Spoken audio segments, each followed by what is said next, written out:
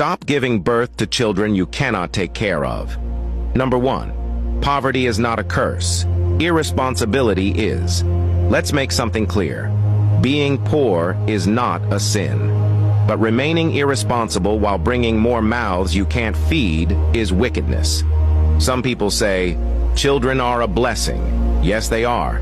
But blessings must be managed.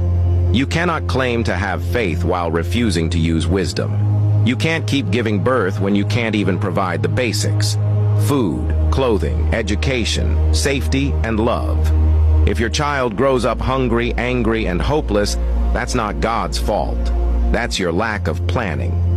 Faith without responsibility is foolishness.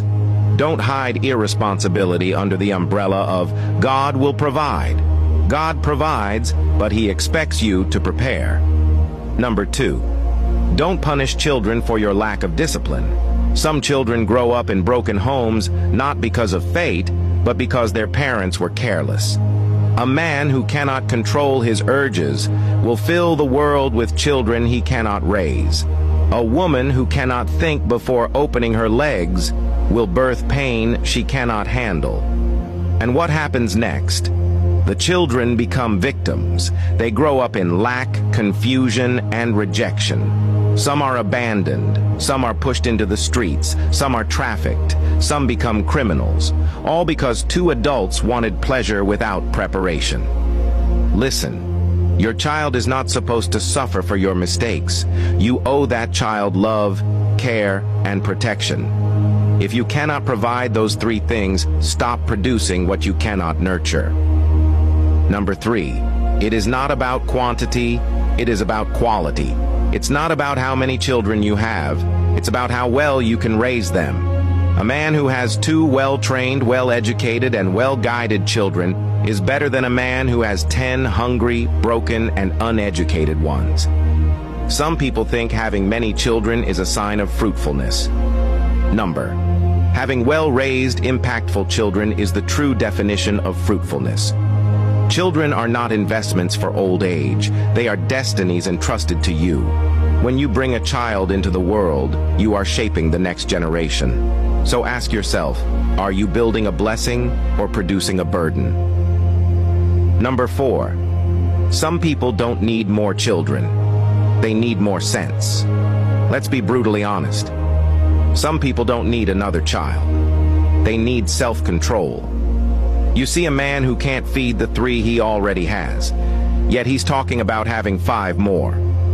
You see a woman struggling to raise 1 child, yet she's getting pregnant again by a man who doesn't even remember her birthday. This is not love, it's foolishness disguised as faith. This is not fruitfulness, it's recklessness wrapped in ignorance. Until you learn self-discipline, you will keep multiplying pain. You don't prove masculinity by impregnating women. You prove maturity by taking care of what you've produced. A real man is not known by the number of children he makes, but by the quality of lives he raises. Number 5, the pain of neglected children becomes the curse of a generation. The child you neglect today becomes the adult that torments society tomorrow. The boy you refuse to train becomes the man who steals. The girl you failed to raise becomes the woman who breaks homes.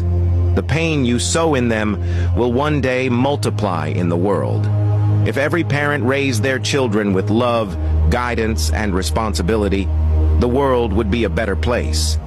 But when we bring children into brokenness, we are planting seeds of trauma that will grow into chaos. If you cannot give a child a stable home, emotional support, and moral direction, you are not reproducing.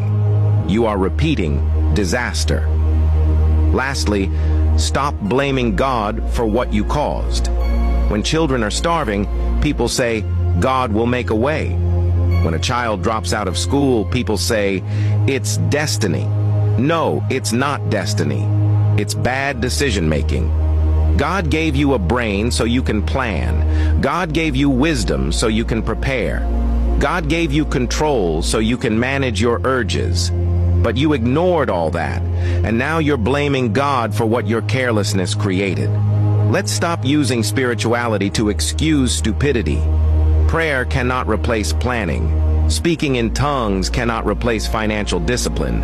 God will not take care of the children you refuse to plan for. He will hold you accountable for how you treated the lives He entrusted to you. If you are not following me, you may not see me again. Like and follow this page for more amazing contents like this.